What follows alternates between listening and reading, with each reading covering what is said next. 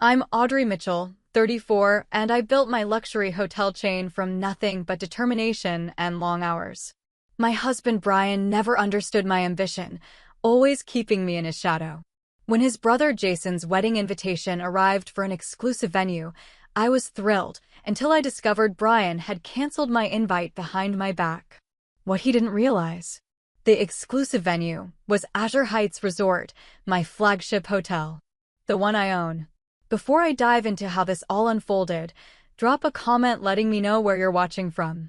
If you've ever had a partner undermine you, hit that subscribe button. You'll want to see how this ends. My journey into the hotel industry wasn't planned. After college, I took an internship at a small hotel management company just to pay the bills while figuring out my next move. What started as a temporary position awakened something in me. I loved the intricate dance of hospitality, the challenge of creating perfect experiences for strangers. I worked harder than anyone, staying late to learn every aspect of the business. Within 3 years, I'd moved from intern to front desk manager to assistant general manager. My boss, a veteran in the industry named Harold, saw my potential and became my mentor. "Audrey," he told me once, "you have the eye for detail and the heart for service." That's rare. I saved every penny, living in a tiny studio apartment while my colleagues upgraded their lifestyles with each promotion. By 28, I had enough for a down payment, and when a struggling boutique hotel came on the market, I took the biggest risk of my life. The Lakeside Inn had beautiful bones but terrible management. The bank laughed at my loan application until I presented my detailed 5-year turnaround plan. They stopped laughing when I exceeded those projections in just 2 years. That first success became the foundation of Mitchell Luxury Retreats. I reinvested every profit, acquiring one struggling property after another and transforming them into exclusive destinations. Azure Heights was my third acquisition and most ambitious renovation, a clifftop property with panoramic ocean views that became the jewel in my growing crown. By the time I met Brian, I owned 7 properties across the country, each one a testament to my vision.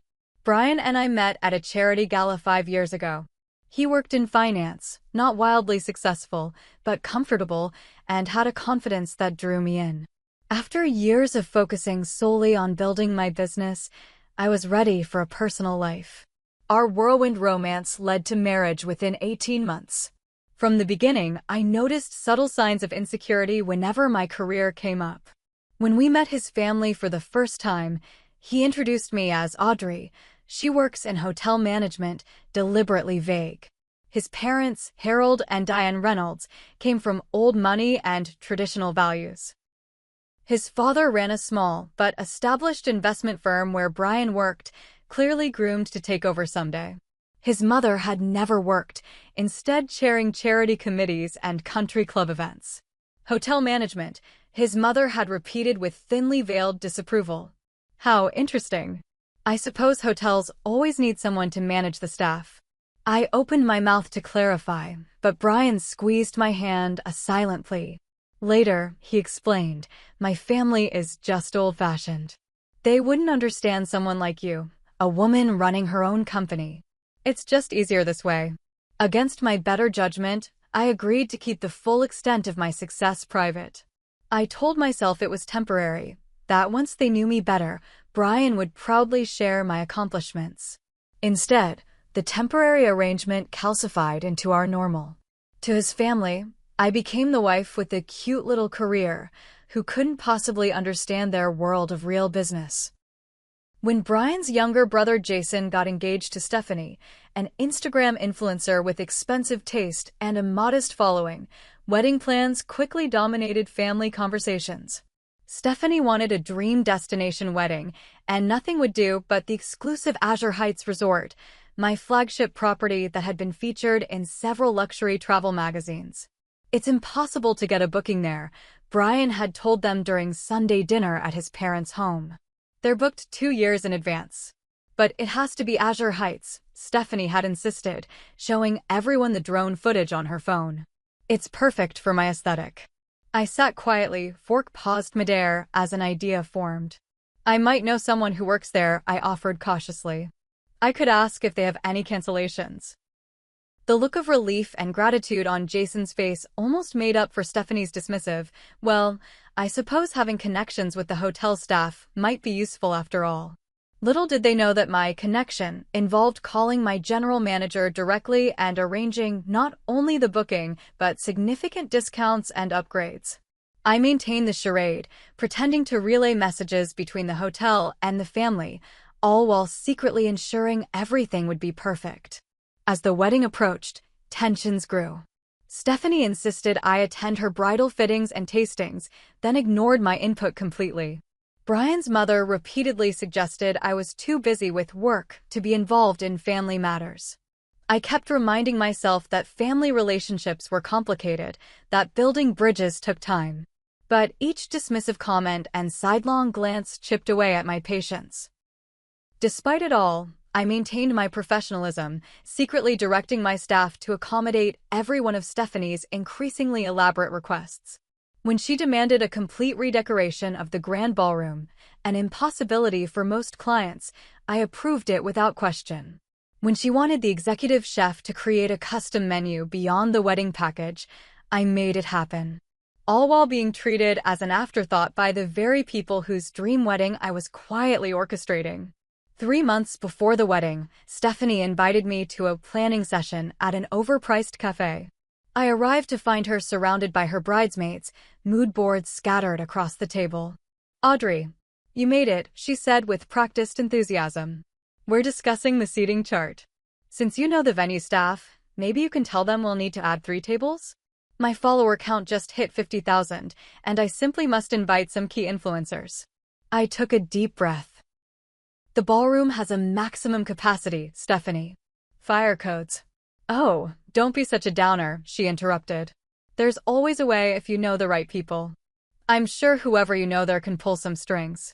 One of her bridesmaids snickered. "If they can't, maybe they're not as connected as they claim." I bit my tongue, pulling out my phone to text my events director about capacity options. I could reconfigure the space, though it would require additional staffing and safety precautions. As I typed, I overheard Stephanie whispering to her friend.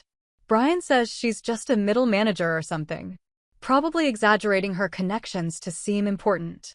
The words stung, but I maintained my composure. "The venue can accommodate the additional tables," I said evenly. "I'll make sure they understand the importance of your special day." When I returned home that evening, I found Brian on a video call with Jason in our home office. I was about to announce my presence when I heard my name. "Don't see why Audrey needs to be involved in every decision," Jason was saying. "Stephanie says she's being pushy about the venue details." Brian sighed. I know. She means well, but she doesn't understand how these high-end places work. I've told her to step back. Mom thinks it might be better if she doesn't attend the final venue walkthrough next week," Jason continued. "Just family, you know? Stephanie's already stressed enough without Audrey making suggestions about a place she's never even stayed at." My hand flew to my mouth to stifle my reaction. Never stayed there? I'd personally selected every piece of furniture, every artwork, every linen thread count at Azure Heights. "I'll handle Audrey," Brian assured his brother. "You guys focus on making your day perfect." I retreated to our bedroom, mind racing. Was this why Brian had been so insistent on keeping my business private? To make it easier to exclude me when convenient? The next morning, I was checking emails when I noticed one from Stephanie to Brian, accidentally sent to our shared household account instead of his personal one. The subject line made my blood run cold. "Updated guest list." I opened it with trembling fingers. Brian, asterisk. "So glad you agree about the guest list adjustment. With the venue costs mounting, cutting a few guests makes sense. Jason, and I appreciate you understanding about Audrey. As I said, nothing personal, but we need the space for my sponsors who will be documenting the day. I'm sure she'll understand it's just business. You can tell her it's a small venue limitation, asterisk." Stephanie, asterisk. I scrolled down to see Brian's original message. "I'll talk to Audrey about not attending. You're right that it makes sense given the circumstances. She'll be disappointed, but I'll make it up to her, asterisk." My vision blurred with tears of anger and betrayal. He hadn't even fought for me. Worse, he'd apparently initiated the conversation about removing me from the guest list. When Brian came home that evening, I confronted him immediately, phone in hand. Care to explain this? I asked, showing him the email thread. His face fell, then quickly rearranged into a placating smile. Honey, I was going to talk to you about this. It's nothing personal. Nothing personal. I echoed incredulously. You conspired with your brother and his fiancée to uninvite me from a family wedding, and you didn't even have the decency to discuss it with me first. The venue is small, he said, repeating the agreed-upon excuse. They needed to cut the guest list. I thought you'd understand, given how busy you are with work anyway. That's not your decision to make unilaterally, Brian. We're married. Partners. Or at least I thought we were. He had the audacity to look annoyed. You're overreacting. It's just one day. Besides, you don't even like these kinds of family events. That's not the point. The point is you made this decision without me, behind my back, and then planned to feed me some line about venue limitations at a resort with a ballroom that can hold 300 people. How would you know the exact capacity? He snapped. I nearly told him then. Nearly revealed that I didn't just know someone who worked at Azure Heights, I owned it. But the fact that he could do this, could so casually exclude me and expect me to accept it, made me realize we had much bigger problems than one wedding invitation. The following week, Stephanie sent me a series of passive-aggressive texts about wedding details, clearly unaware that Brian hadn't yet broken the news to me about my disinvitation. The florist wants to know about special arrangements for family. Should I include you in the family count, or are you still not sure if you can attend? No pressure either way, asterisk. And later. We've had to make some tough decisions about the guest list due to venue constraints. So many people to accommodate. I'm sure you understand, being a businesswoman and all, asterisk. I didn't respond to any of them, which prompted a call from Brian's mother. Audrey, dear, she began in that syrupy tone that never masked her disapproval. Stephanie is quite stressed about the wedding plans. She mentioned you haven't been responding to her messages? As the groom's brother's wife, we do expect a certain level of participation. I gripped the phone tighter. Interesting. I was under the impression that my participation wasn't needed, given that I've been removed from the guest list. A pause. Oh, Brian mentioned you had a work conflict. Some hotel crisis that weekend? Another lie. I closed my eyes, counting to 10. No crisis. Just a husband who decided I wasn't important enough to attend his brother's wedding. Well, she said stiffly, these misunderstandings happen. Perhaps you and Brian should discuss this further. The venue is quite exclusive, you know. Very limited space. Yes, I said dryly. I'm familiar with Azure Heights. After that call, I was uninvited from all pre-wedding events as well. The engagement dinner, the shower, the rehearsal dinner, all suddenly intimate family gatherings where my presence was deemed unnecessary. Each exclusion was accompanied by a different excuse from Brian, each more transparent than the last. Meanwhile, my staff kept sending me updates about Stephanie's increasingly elaborate requests for her wedding weekend.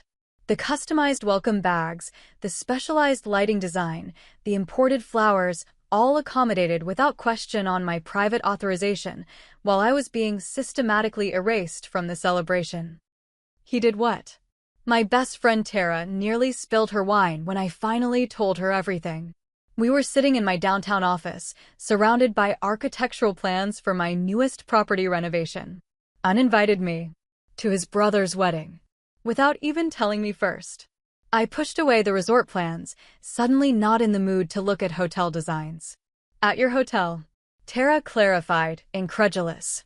The one you own. The very same. I poured myself another glass. 5 years of marriage, and he still introduces me as someone who works in hospitality to his family. Like I'm a concierge, not the CEO of a luxury hotel chain. Tara shook her head. Why have you let this go on so long, Audrey? You've built something incredible. You should be proud, not hiding your success to make some insecure man feel better. Her words stung because they contained truth I'd been avoiding.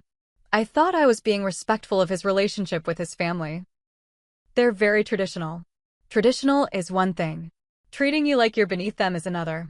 Tara set down her glass. You need to stand up for yourself. Whether that means finally telling them the truth or reevaluating your marriage entirely.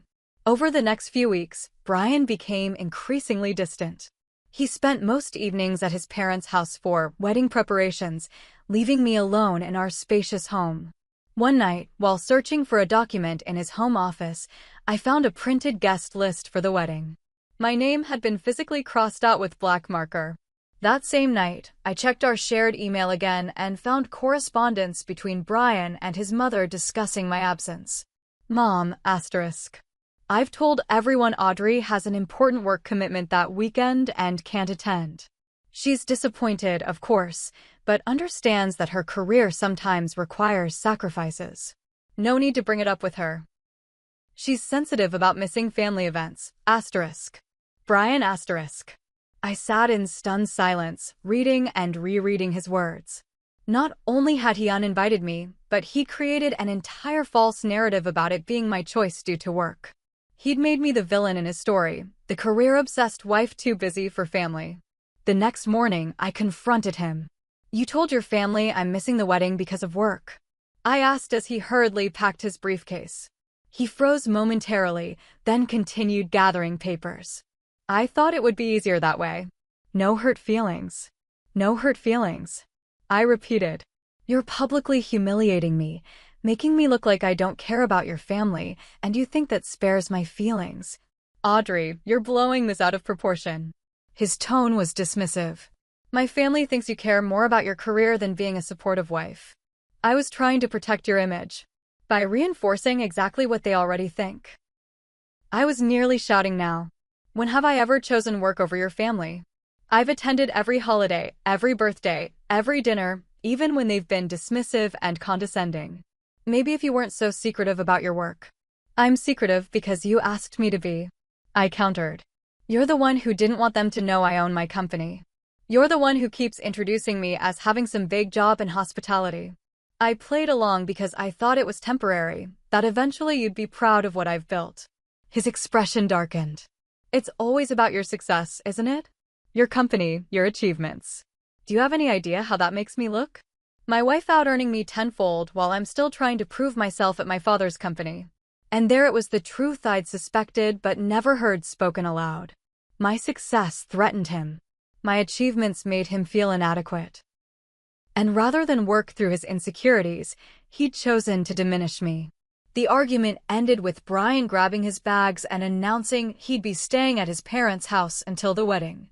To help with preparations, he claimed, but we both knew he was running from our unresolved conflict. As the wedding week arrived, my stress doubled. Not only was my marriage in crisis, but my flagship property was preparing to host the most demanding bride we'd had all year, a bride who had no idea she was terrorizing her future sister-in-law's staff. My hotel manager, Sophia, called me daily with updates and challenges. Ms. Mitchell, the bride is now requesting we completely replace the chandelier in the main ballroom. She says it doesn't match her aesthetic. We've explained it's a custom piece that cannot be removed, but she's insisting. What did you tell her? I asked, rubbing my temples. That we'd consult with the owner. Sophia paused. MS. Mitchell, forgive me for asking, but aren't you related to this wedding party? The groom's last name is Reynolds, like your husband. Yes, I said quietly. The groom is my brother-in-law. But they don't know I own the hotel chain. As far as they're concerned, I'm just someone who works in hospitality. I see. Her tone conveyed perfect professional courtesy, but I could hear the question behind it. And would you like us to maintain that impression during the event? I considered the question carefully. For now, yes. Continue as normal. I'll handle any major issues personally if needed. After hanging up, I received a text from Brian. Stephanie said your hotel contact is being difficult about the chandelier. Please don't make problems just because you're upset about the guest list. This is Jason's big day, asterisk. I stared at the message in disbelief.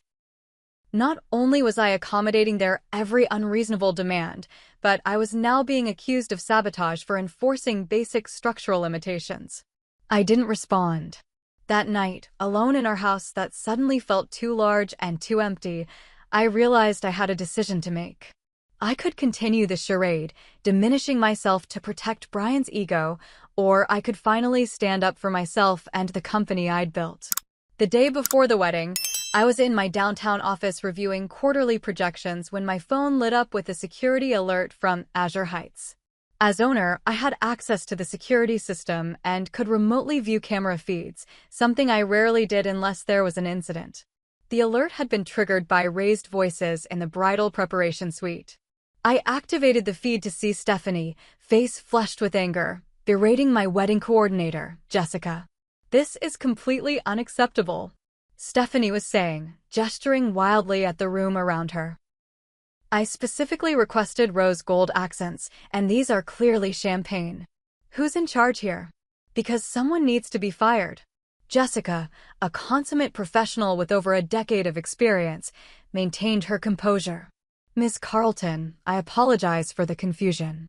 Our notes show you approved the champagne color scheme last month. However, we can certainly make adjustments." "Adjustments?"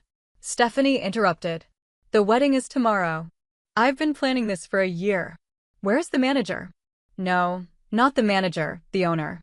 I want to speak to whoever owns this place." I watched, stomach clenching, as my staff tried to defuse the situation. Then I noticed Brian entering the frame, putting his arm around Stephanie. "What's going on?" he asked. "Your sister-in-law's so-called connection at this hotel is useless," Stephanie spat. "Everything is wrong. The colors, the flowers, even the chair covers aren't what I asked for." I checked our event system remotely.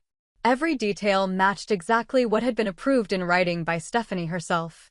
She had changed her mind again, without informing anyone. "I'm sure it's just a misunderstanding," Brian soothed. "Audrey probably miscommunicated your requirements to her contact." My blood boiled. Not only was I being blamed for Stephanie's last-minute changes, but Brian was throwing me under the bus to placate his future sister-in-law. As if on cue, my phone buzzed with a text from Brian. "Stephanie is extremely upset about the wedding preparations. Your hotel contact has messed up several details. Please fix this immediately. And don't cause any more problems. You've done enough damage already by being difficult about your invitation. Asterisk." I stared at the message, a strange calm settling over me as I finally accepted what I'd been denying for too long. Brian valued his family's approval more than our marriage. More than me. And he would always choose them, even if it meant making me the scapegoat for problems I hadn't created. Tears slid down my cheeks as memories flooded back, Brian minimizing my promotion to COO of my own company as a little career advancement, Brian suggesting I not bore his father with business talk at Christmas dinner. Brian discouraging me from attending a hospitality industry award ceremony where I was being honored because it conflicted with his mother's garden club event. Pattern after pattern of subtle diminishment, all because he couldn't handle being married to a successful woman. I called Tara, my voice shaking. "I think my marriage might be over." "What happened?" she asked, concern evident. I explained the situation with the wedding, the accusations, the years of hiding my success to protect Brian's ego. "Oh, Audrey," Tara sighed. "I'm so sorry. But maybe this is the wake-up call you needed. You've been dimming your light for far too long." "I know," I whispered. "I just never thought it would come to this." "What are you going to do about the wedding tomorrow?" I thought for a long moment. "I'm going to attend. Not as Brian's wife, not as Jason's sister-in-law, but as Audrey Mitchell, owner of Mitchell Luxury Retreats and Azure Heights Resort." "It's about time," Tara said approvingly. "What about Brian?" "That depends on him," I said quietly. "On whether he can accept me, all of me, or not." After hanging up, I called my attorney to discuss various scenarios and legal implications. Then I made arrangements with my hotel staff for the following day. If I was going to reveal my identity, I wanted to do it on my own terms. That night, I hardly slept, rehearsing what I would say, how I would handle the inevitable fallout. By morning, I felt a strange sense of peace. Whatever happened, I would no longer be hiding who I was or what I had built. The morning of the wedding dawned clear and perfect, exactly the kind of day Azure Heights was famous for, with sunlight sparkling off the ocean visible from every window of the resort. I dressed with particular care in a tailored navy blue dress, subtle but unmistakably high-end, and pearls that had been my grandmother's. Professional, polished, powerful. I drove myself to Azure Heights, using my private entrance and heading straight to my office overlooking the main lobby. Through the one-way glass, I could see the wedding guests beginning to arrive, the Reynolds family greeting people with practiced charm. Sophia knocked and entered, surprise registering on her face at my presence. "Miss Mitchell, we weren't expecting you today." "Change of plans," I said calmly. "I'll be attending the wedding after all." "As..." She left the question hanging. "As myself, the owner." I stood, smoothing my dress. It's time to end this charade. I timed my entrance perfectly, stepping into the pre-ceremony reception just as Brian's parents were welcoming an important business associate. Brian stood nearby, scanning the room nervously, looking for fires to put out, no doubt. The moment he saw me, his expression morphed from surprise to anger. He excused himself from the group he was with and strode over, gripping my elbow tightly. "What are you doing here?" he hissed. "I told you not to come." "We agreed." "No, Brian," I corrected him, keeping my voice level. "You decided." "I never agreed to anything." "This is Jason's wedding day," he said through clenched teeth. "Don't make a scene." "I'm not here to make a scene. I'm here because despite everything, Jason is family, and I wanted to wish him well." I extracted my arm from his grip. "Now if you'll excuse me, I should check on a few things." "What things?" Brian's confusion was evident. "You don't work here." Before I could respond, Stephanie appeared in a flurry of white tulle and panic. "The string quartet is setting up in the wrong location," she cried, spotting Brian.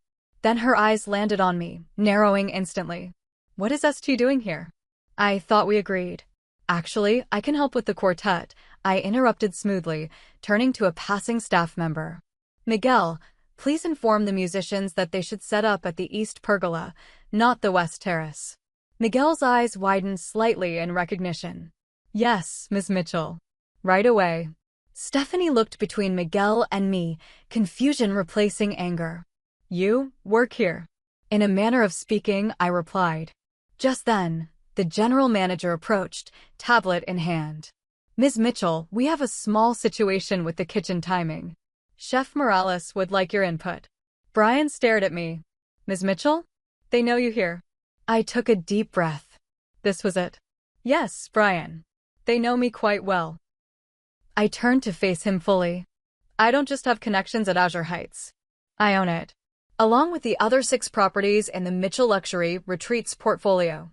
The silence that followed was deafening. Brian's face went slack with shock. Stephanie's mouth actually fell open. Around us, a small circle of guests had gone quiet, sensing drama. That's not possible," Brian finally stammered. "You work in hotel management. You've always said..." "No, Brian," I corrected him gently but firmly. "You've always said that. I simply stopped correcting you after the first few times when it became clear you preferred your family to think I had a modest career."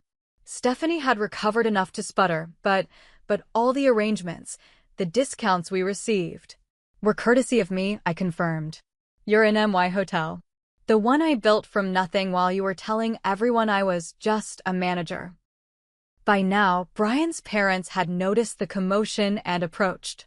His father's expression darkened when he saw me. "Brian, I thought you said Audrey couldn't attend due to work," he said, eyeing me with disapproval. "Apparently," Brian said, his voice tight, "her work is right here." "What's that supposed to mean?" his mother asked. "It means," I said clearly, "that I own Azure Heights and the entire Mitchell Luxury Retreats chain. I'm not just an employee, I'm the founder and CEO." Harold Reynolds looked as though I'd slapped him. "That's absurd. Brian would have told us if his wife owned." "Would he?" I asked softly. "When he's spent 5 years downplaying my career to make himself look better." Brian's face flushed with anger and embarrassment. "This isn't the time or place, Audrey." "I agree," I said. "This conversation is long overdue, but your brother's wedding isn't the venue for it." I turned to Stephanie, whose mascara was now threatening to run.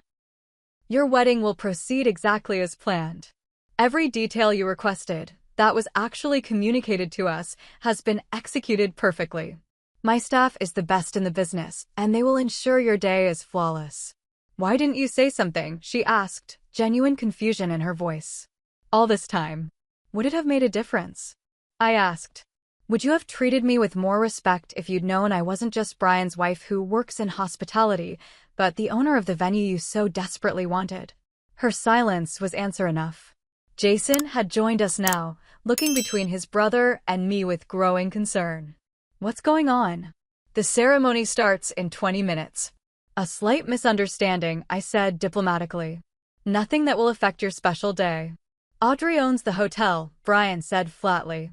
All this time, she's been pretending to just work here when she actually owns the entire chain. Jason blinked rapidly. The whole chain? But that's a multi-million-dollar company. Indeed it is, I said, unable to keep a hint of pride from my voice. Now, if you'll all excuse me, I should let you finish your preparations. The ceremony site is ready whenever you are. As I turned to leave, Brian grabbed my wrist. We're not done talking about this. I looked pointedly at his hand until he released me. I'm a professional. Unlike some people here, I don't let personal feelings interfere with commitments. We can discuss this after your brother's wedding. With that, I walked away, back straight, head high, feeling lighter than I had in years.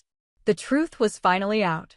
Throughout the ceremony, I sat quietly in the back, watching as Jason and Stephanie exchanged vows under the perfectly positioned pergola, with the ocean as their backdrop. My staff performed flawlessly, anticipating every need, creating the magic that Azure Heights was known for. At the reception, Brian made several attempts to speak with me, all of which I politely deflected. Later, I told him each time, "This is Jason and Stephanie's day." Several guests who knew Brian's family approached me, curious about the whispers that were now circulating. I answered their questions honestly but discreetly, neither hiding my accomplishments nor flaunting them. Stephanie's parents, who had previously barely acknowledged my existence, suddenly found me fascinating. "We had no idea," her mother gushed. "A businesswoman of your caliber, you must tell us how you built your company." "Perhaps another time," I said politely. "Today is about the bride and groom." My phone buzzed continuously with messages from Tara. "How's it going? Has Brian's head exploded yet? Asterisk. Are his parents kissing your feet now that they know you're loaded? Asterisk. Do you need backup? I can be there in 30 with champagne and a getaway car. Asterisk." Her support made me smile, providing much-needed levity throughout the tense event. During the speeches, Brian surprised me by taking the microphone after the standard best man toast. He looked directly at me as he spoke. "I want to take a moment to acknowledge someone who made today possible in ways most of you don't realize," he said, his voice unsteady. "My wife, Audrey. Many of you just learned today what I've known for years, that she is an extraordinary businesswoman who built the very resort we're enjoying from the ground up." Murmurs rippled through the crowd. "I haven't always been," he paused, struggling for words, "as supportive or as proud as I should have been. That was my failing, not hers. Audrey, I owe you an apology, publicly and privately." "I'm sorry." The room fell silent. All eyes turned to me. I nodded once, acknowledging his words without fully accepting them. It was a start, but one public apology couldn't erase years of diminishment. Later, as the reception wound down, Brian found me in my private office overlooking the ballroom. "Can we talk?" he asked, closing the door behind him. "Yes," I said, gesturing to the chair across from my desk. "I think it's time we do." "So this is your office," Brian said, looking around at the elegant space with its panoramic views. "I've never seen it before." "There are a lot of things about me you've never seen," I replied quietly. "Or chosen not to see." He sighed heavily, running a hand through his hair. "Audrey, I know I messed up. The uninvite, the lies, all of it. But you lied too. You've been hiding this." He gestured around the office from me, from everyone. "I never lied about owning my company," I corrected him. "I simply stopped correcting your mischaracterizations after it became clear you preferred your family to think I had a modest career. There's a difference between privacy and deception, Brian." "But why go along with it for so long?" You built something incredible here. Why hide it? I considered my answer carefully. At first, it was because you asked me to. You said your family was old-fashioned, that they wouldn't understand a woman running her own company. I thought it was temporary, that once they knew me better, you'd proudly share my accomplishments. And later, he pressed. Later, it became clear that the problem wasn't your family's traditional values. It was your insecurity. I met his eyes directly. You couldn't handle being married to a woman who out-earned you, who built something significant on her own. So rather than address that insecurity, you chose to diminish me instead. Brian flinched as though I'd struck him. That's not fair. Isn't it? You've introduced me as working in hospitality for 5 years. You've discouraged me from discussing my business at family gatherings. You suggested I skip an award ceremony where I was being honored because it conflicted with your mother's garden club event. I didn't realize. You didn't want to realize, I interrupted. It was easier to keep me small than to confront your own issues. A long silence stretched between us. Outside, the sounds of the wedding reception continued, music, laughter, celebration. You're right, he finally said, his voice barely audible. I was threatened by your success. Watching you build this empire while I'm still trying to prove myself at my father's company, it made me feel inadequate. But that's my problem, not yours. I should have been lifting you up, not tearing you down. It was the most honest he'd been in years, and despite everything, I felt a flicker of hope. Yes, you should have. What happens now, he asked, and I could hear the fear in his voice. Fear that he'd damaged our relationship beyond repair. I don't know, I answered truthfully. What I do know is that I won't hide who I am or what I've built anymore. Not for you, not for your family, not for anyone. I wouldn't ask you to, he said quickly. I'm proud of you, Audrey. I should have said that years ago, and I should have shown it. I want to do better. Words are easy, Brian. Change is hard. I know, but I want to try. He reached across the desk, not quite touching my hand. Will you give us that chance? I looked at him, the man I'd fallen in love with and chosen to build a life with. Despite everything, part of me still cared deeply for him. But I also knew that real change would require more than just good intentions. I'll need time, I said finally. And space. And I need to see actual effort, not just promises. Relief washed over his face. Anything. Whatever you need. For starters, I'm going to Santorini next week. Alone. We owned a small boutique property there that needed my attention, and I needed the distance to think clearly. 2 weeks of complete separation. No calls, no texts. He nodded, though I could see it wasn't what he wanted to hear. And after that, if you're serious about working on our relationship, we find a good marriage counselor and address the real issues. Your insecurities, my willingness to make myself smaller for your comfort, all of it. I'll do it, he said without hesitation. Whatever it takes. As we stood to return to the reception, a knock came at the door. It was Jessica, my wedding coordinator. Excuse me, Miss Mitchell. The bride and groom are preparing for their departure. They asked if you'd join the farewell line. I glanced at Brian, who nodded encouragingly. We'll be right there. When we returned to the ballroom, something had shifted. The Reynolds family, now aware of my true position, regarded me with new eyes. Some with newfound respect, others with obvious discomfort at having misjudged me so thoroughly. Stephanie, glowing in her reception dress, pulled me aside before getting into the vintage Rolls-Royce I'd arranged as their getaway car. Audrey, I don't know what to say, she began, her expression genuinely contrite. All this time, you were accommodating my every request, and I was, well, horrible to you. It's my job to create perfect experiences, I said simply. No, it's more than that. You could have sabotaged everything when you found out you weren't invited. Instead, you made sure everything was flawless. She squeezed my hand. Thank you. And, I'm sorry. Her apology surprised me with its sincerity. Enjoy your honeymoon. The staff at our Maui property is expecting you. Her eyes widened. You own that one too. I smiled. The Mitchell & Mitchell Luxury Retreats isn't a coincidence. As the newlyweds drove away amid a shower of rose petals, I felt a strange sense of closure. The day that had begun with such tension had transformed into something unexpected, a first step toward honesty, not just with Brian's family, but with myself. Back at home that night, Brian and I moved carefully around each other, the weight of unresolved issues still heavy between us. But for the first time in years, there were no pretenses, no carefully maintained facades. I meant what I said, he told me as we prepared for bed. I want to fix this. Fix us. I want that too, I admitted. But it won't be easy. We have a lot to work through. I know. He hesitated, then asked, will you tell me about Santorini? Your property there. It was a small gesture, but significant, his first genuine interest in my business in years. So I told him about the cliffside boutique hotel with its infinity pools and spectacular sunsets, the renovation challenges, and the staff I'd assembled. He listened intently, asking questions, engaging with this part of my life he'd previously chosen to ignore. It wasn't forgiveness, not yet. But it was a beginning.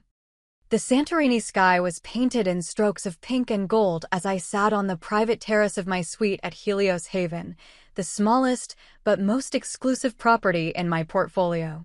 Below, the caldera stretched out in a breathtaking panorama, the Aegean Sea glittering in the late afternoon light. 2 weeks away from Brian, from the revelations of the wedding, had given me the perspective I desperately needed.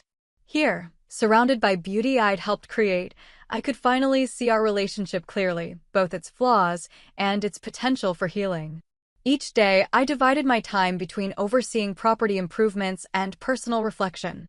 I hiked the ancient trails, swam in the crystal waters, and sat for hours watching the famous Santorini sunset, letting the island's timeless rhythm restore my sense of self. Though I'd asked for no contact, Brian had sent one thing, a handwritten letter delivered on my third day. Audrey, asterisk. I respect your need for space, so I won't call or text as promised. But I wanted you to know that I've started therapy to address my insecurities. I should have done this years ago instead of projecting my issues onto you and our marriage, asterisk. I've also told my family the full truth, not just about your business success, but about how I've consistently diminished you to protect my ego.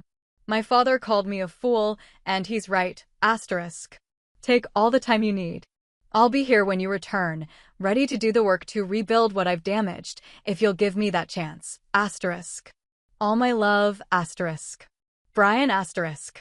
I'd read the letter multiple times, searching for the familiar patterns of manipulation or empty promises. Instead, I found something new, accountability. Whether it would last remained to be seen, but it was a start. On my return to the States, Brian met me at the airport with a simple bouquet of wildflowers, not the elaborate arrangements he'd often used to apologize in the past, but something thoughtful and understated. Welcome home, he said, not trying to hug or kiss me, respecting the boundaries I'd established. How is Santorini? Beautiful. Productive. I accepted the flowers with a small smile. Thank you for these. In the car, he didn't press me for decisions or declarations. Instead, he updated me on practical matters. He'd moved temporarily into the guest room to give me space, and he'd scheduled an appointment with a marriage counselor if I wanted to attend. Dr. Reynolds came highly recommended for couples dealing with career imbalances and communication issues, he explained. But if you'd prefer someone else, or if you're not ready yet, I understand. His consideration surprised me. The old Brian would have made assumptions, pushed for immediate reconciliation, used grand gestures to paper over deeper issues. Our first counseling session was uncomfortable but necessary. Dr. Reynolds, a sharp-eyed woman in her 50s with a no-nonsense approach, created a space where we could speak honestly about years of accumulated resentments and misunderstandings. Brian, why did you feel threatened by Audrey's success? She asked directly. He fidgeted with his wedding ring. My father built his business from nothing. He's always expected me to do the same, but I've never had his drive or vision. I'm competent, but not exceptional. He glanced at me. Then I married Audrey, who built an empire seemingly effortlessly.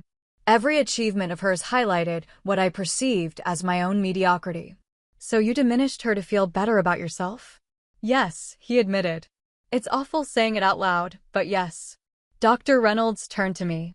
And Audrey, why did you allow your accomplishments to be minimized for so long? The question stung with its accuracy.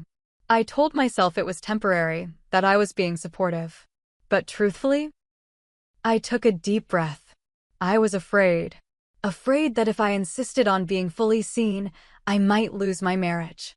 So I compartmentalized, business owner by day, small version of myself with his family by night.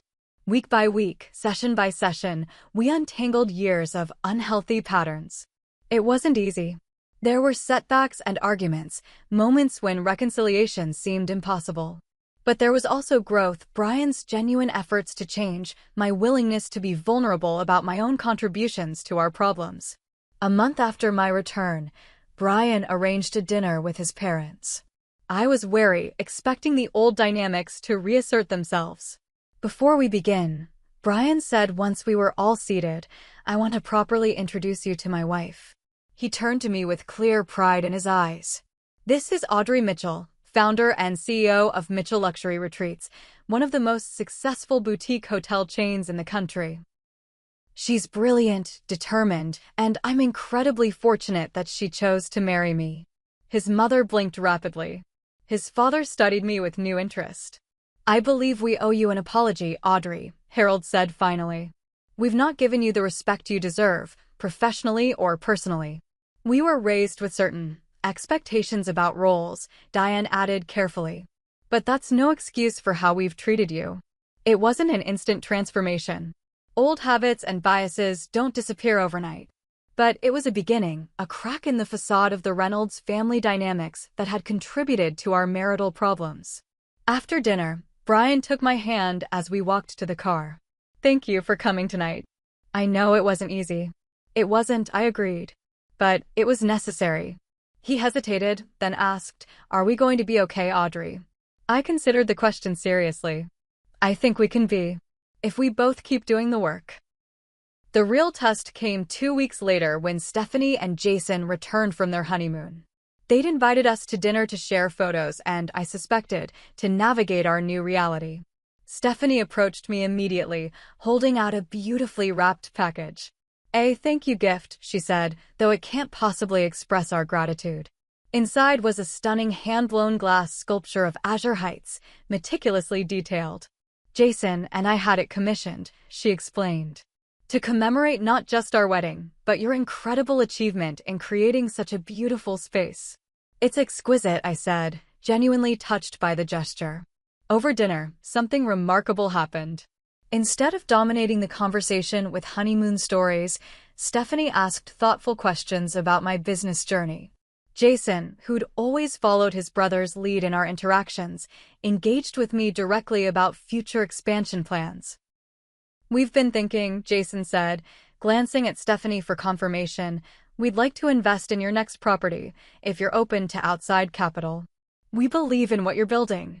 Brian, rather than showing jealousy at his brother's interest in my business, nodded encouragingly.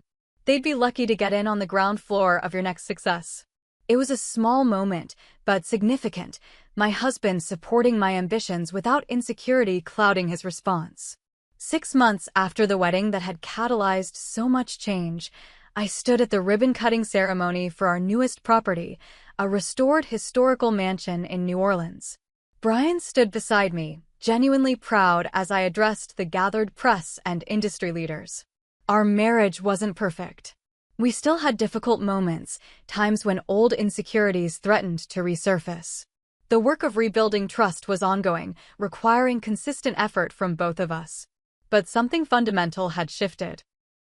I no longer dimmed my light to make others comfortable. Brian no longer felt threatened by my success. We were learning, slowly but surely, to be true partners, supporting each other's dreams rather than competing or comparing. In my office that evening, after the celebration had ended, I looked out over the French Quarter and reflected on the journey that had brought us here.